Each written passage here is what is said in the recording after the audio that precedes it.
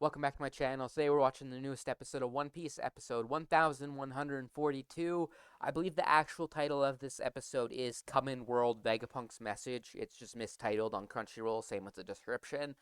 But other than that, I'm really excited to get into this episode. Just a warning for anyone who's new to my channel, this is our timer reaction, so you'll need to sync up with your own copy of the episode. But you will be able to see it behind me and the subtitles below me right there. But other than that, let's get basically right into this episode. I'll count us down our timer. Three, two, one, go. Should be good, or at least close enough. You should be able to also tell just by when the video starts in the background and time it up if it's not 1-to-1 or perfect for you. But yeah, I'm super excited to get into this week. I've been waiting. I got 2 weeks now. That break week was brutal. I'm hoping the pacing is a little better this episode. I haven't had a major problem with it, but I have noticed the pacing kind of slowing down. I think a large part of that is just because we have a lot of big things in this arc, like the Giants, the Gorosei, and things like that. I think they're just saving some budget, and like I saw that they were using like the CG cannonballs. I think it was last episode we watched, which didn't look particularly bad, but were just slightly out of pace, just placed from like usual One Piece.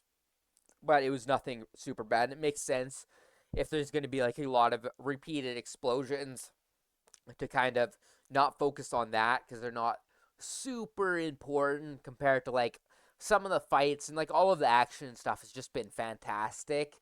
Even like some of the lower named characters and stuff, it's actually really cool. That's one thing I've appreciated about more recent One Piece stuff is that even a lot of like the side fights and stuff get some good animation. Because I noticed occasionally when I'm rewatching One Piece that like you can tell what the big budget fights are, and like when the other fights are happening, they don't look quite as good, or they're like a little bit cheaper in some ways.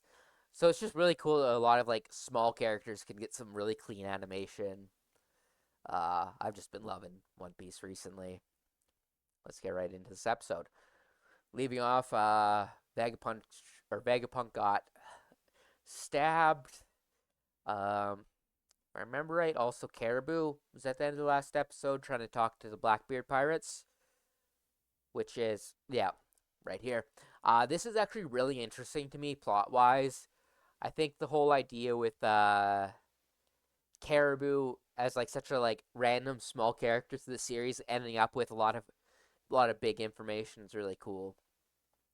Him and like Caesar Clown and stuff are kind of outside pieces moving around the world that I find really fascinating.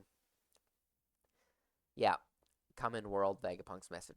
It's weird that Crunchyroll has like a quite a few week old, like month old actually description and title. This also does make a lot of sense based off how like when we met Caribou,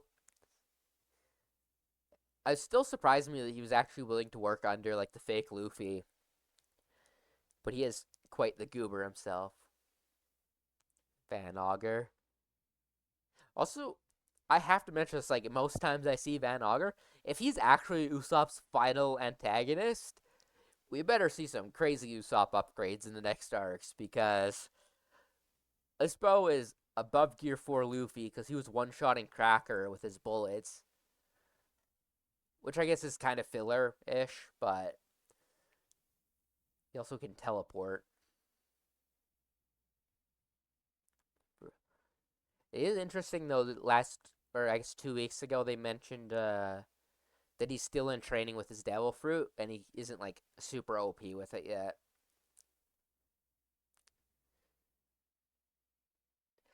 Bro does have some absolutely wild information from yeah.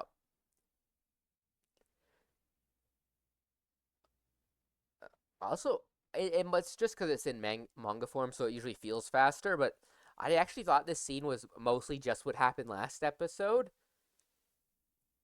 I forgot he actually got more stuff going on in the world.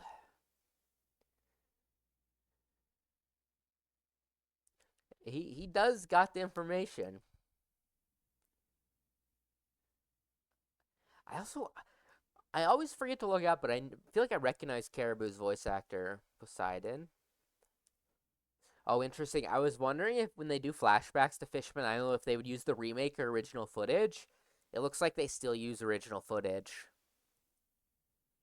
That's interesting. I thought they would use a remake. The only ones in the world. I think that's the case. I mean, there's some people who know like one off about like the ancient weapons, but not like all of the information.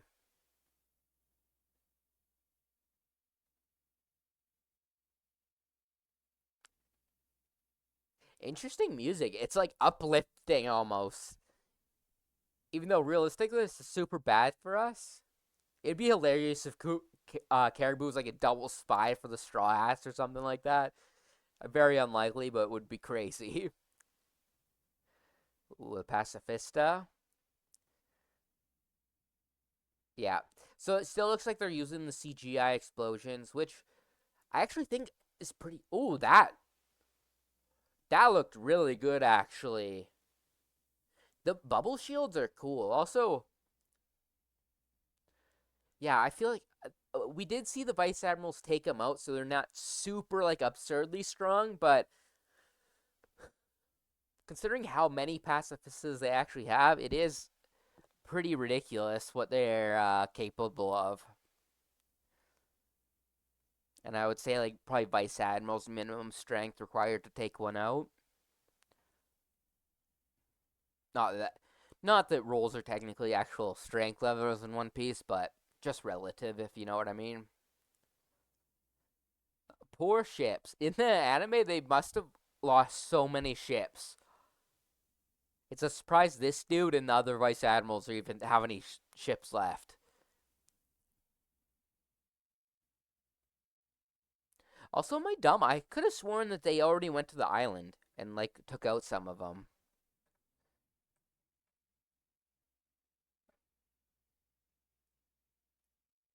Like I feel like I remember Doll like jumping over to the island to destroy one.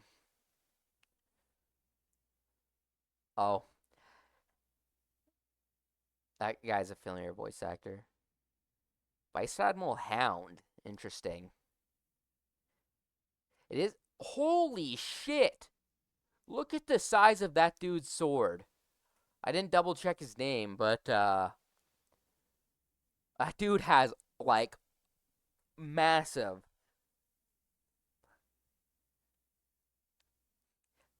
Although it still is interesting that technically, uh, Zoro's sword should be like significantly more massive because when Odin used it, it was a massive sword. Oh, bro's got the typical One Piece build: tiny ass legs and big ass body. I feel like Frankie gets a moment here. It's it's been a while since I read the manga, but I feel like I remember getting Frankie getting a moment against the Vice Admirals or something like that. I love these. As goofy as a lot of the Egghead outfits are, and like they're very ridiculous, I absolutely like love the hover boots and everything. That's cool. And I this has got to be extended. I feel like they've extended a lot of stuff with the hover boots that wasn't in the manga. I could be wrong though. Oh, 10 finger pistol or Shigen. There might be. Oh, yeah, this is what I was talking about. Like that animation was pretty clean for a random vice admiral we've never met before. At least I don't believe we met or Tosa or whatever his name is before.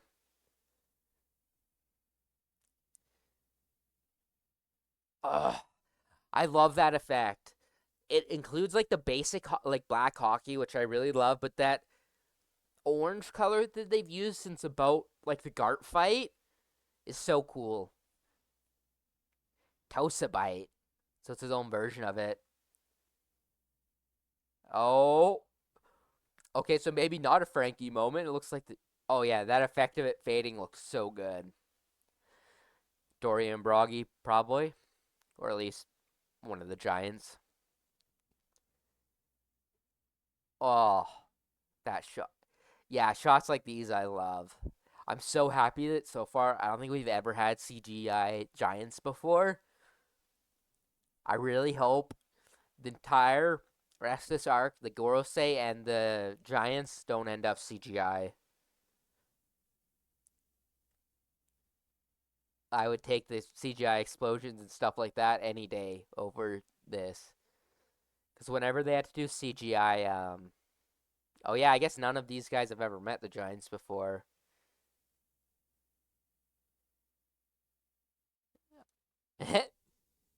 Ow! Nothing against them, just gratitude. You know, Luffy inspires everyone.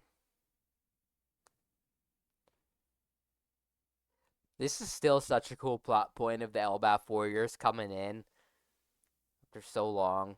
Having him show up with Shanks, um, and then have him coming here after is really cool. It's so crazy how like early an arc or something can be mentioned in the series before it actually shows up. Like even Wano was first mentioned, I think, in Thriller Bark, which also insane Moria reveal in the manga the other week too. I won't spoil that, but that cover story is crazy. To the ship. That one giant almost has like a samurai looking sword.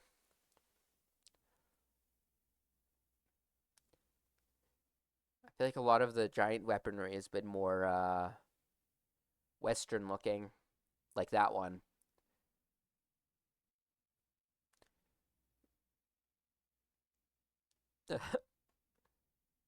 Interesting voice. Oh yeah, I guess he would have heard about giants from Usopp, just never actually been there himself. Ooh, what is that? Oh, was that his hat? I don't think I noticed that his hat's been smoking. Oh, bro has got the insane double chin. Oh,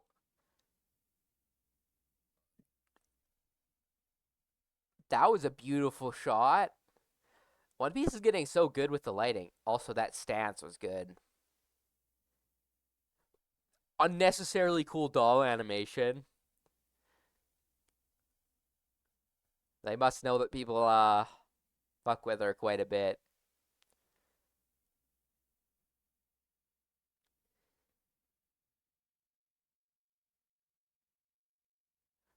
Oh yeah, I forgot about this.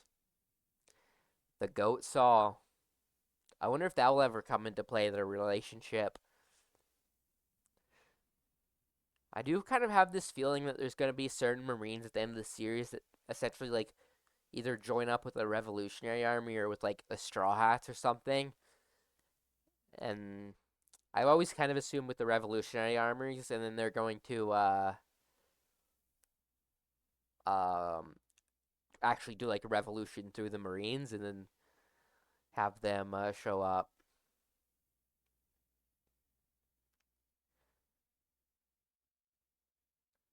Ooh, getting aggressive. Oh, I actually forgot about this. Is he gonna go full spidery? I I remember when these chapters came out and like we went over a lot of the Gorosei stuff, but I don't remember what he's actually supposed to be. I think it's like some mystical Japanese folklore thing. Oh, his heartbeat hooked up to the monitor. Vagabunk always 10 steps ahead. Not technically, because he kind of had some shit go wrong, but you know what I mean. Oh, I kind of fuck with that. It's kind of contrasting colors, but that looks cool. His like full form. Creepy motherfucker.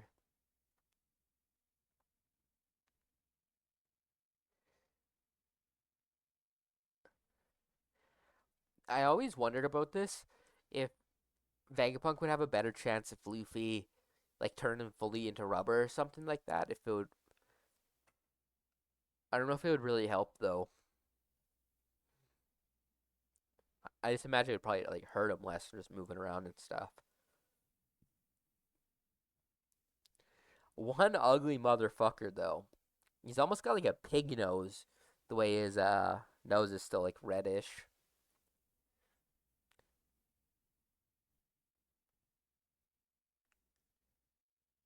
Poor Vegapunk.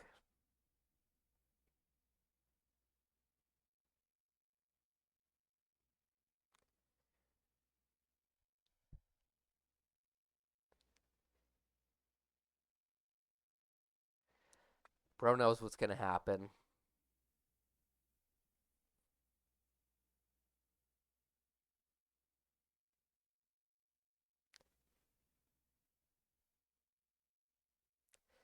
Well, they didn't really have an option. Yeah, just for being born, much like Kuma. That's fucked that even though she wasn't Kuma's biological daughter, she still ended up as like born as being a slave essentially. Yeah, he does look absolutely insane, Sanji. I will not disagree with you there.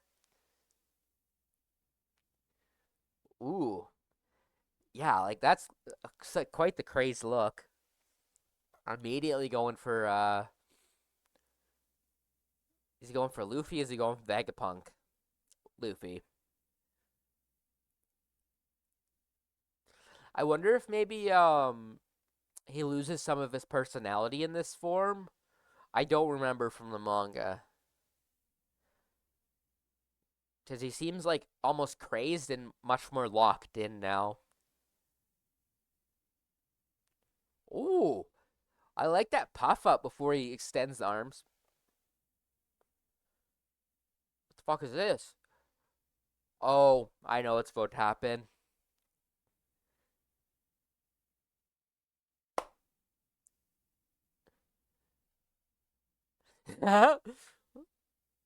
I will never not be of the opinion that fighting Gear 5 Luffy is the most disrespectful, most annoying thing you'd ever have to do. Just having someone absolutely trolling you 24/7 mid serious fight,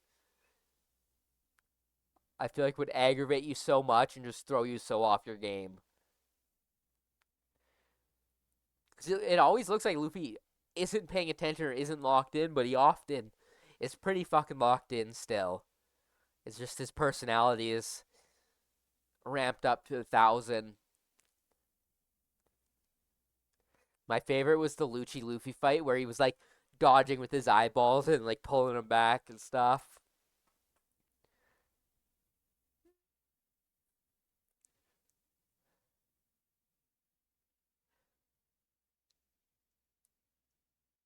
I do it. I just love seeing people fucking can't do shit to him.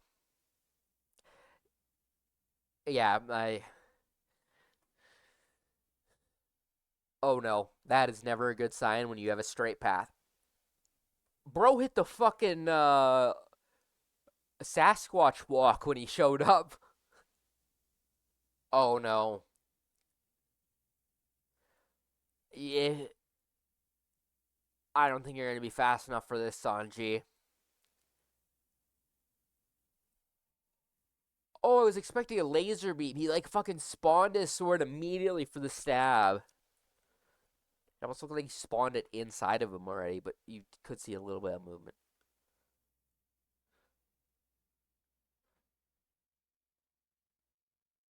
Yeah, fucking wild. And he already didn't think he was gonna survive with the first hit. Yeah, get the fuck out of there, Sanji.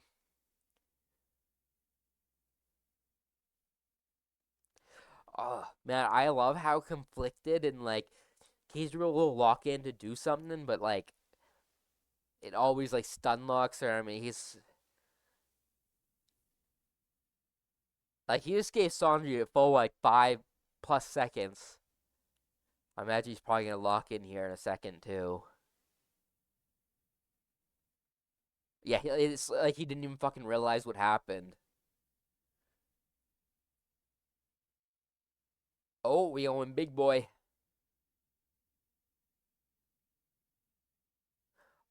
Oh, it's this. Not the music I was expecting for the scene, to be honest.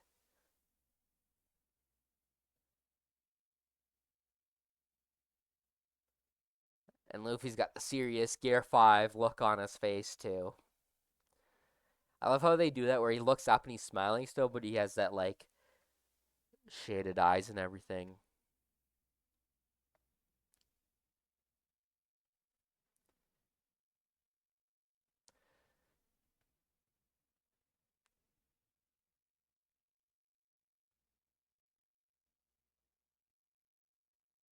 Damn.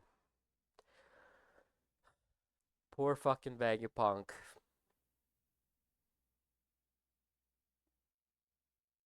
Still so crazy because Vegapunk's a character we've been, like, waiting to meet for so long. I don't even remember the first time he gets talked about. It's a long time ago.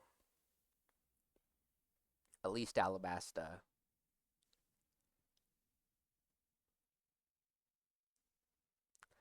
Yeah. Bro was thinking ahead.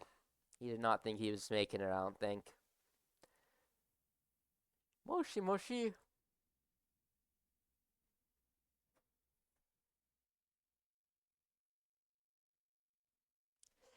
Dr. Vagabunk. Humble genius scientist. Quite the line. The truth. Amazing episode. I ooh, the little glitching effect. I love how they've started doing that. I feel like way more often with the effects on the green screen. Fantastic episode though. There was a few slower moments, but other than that, really good. Uh, there's so much I'm excited to see. We are in the Vegapunk message section now, which I know pissed off a lot of manga readers. I never personally had a problem, and I was reading weekly by this point. Um, I was looking forward to every chapter still when it came out, and I didn't have any problems with it. But I would just give a warning: this speech is going to be multiple episodes because it was quite a few chapters in the manga. I believe there was other stuff happening while it was going on, but it was kind of a main focus. It's such a cool part of the ending song there.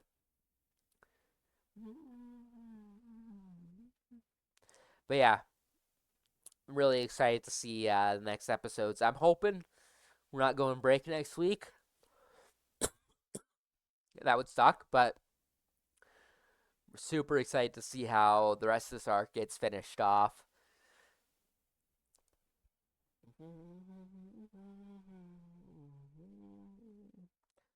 I'm so fucking happy One Piece got ending songs again during Wano. It's so wild how long they didn't have ending songs. Okay, let's see. No break next week. Most of the message stuff. A little bit with the Giants. Okay. So, yeah, it looks like there'll be other stuff going. Oh. Oh, that's next week. It's probably going to be the cliffhanger of next week, but oh, we're also going to see Around the World next week. Yeah.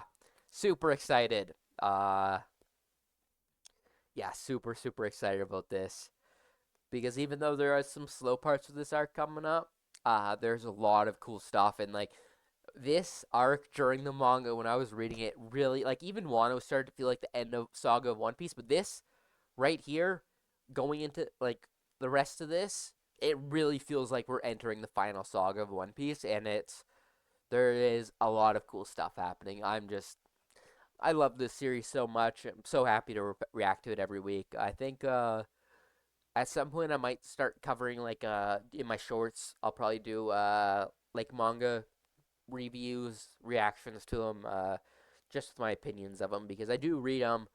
every week. I have been a little bit behind. I just caught up with everything, and uh, I think there's maybe one chapter I haven't read yet that just came out. But other than that, I'm all caught up to the manga too, and yeah, just so much exciting stuff for One Piece coming out. But I'll catch you guys all later. Thanks for watching, and peace.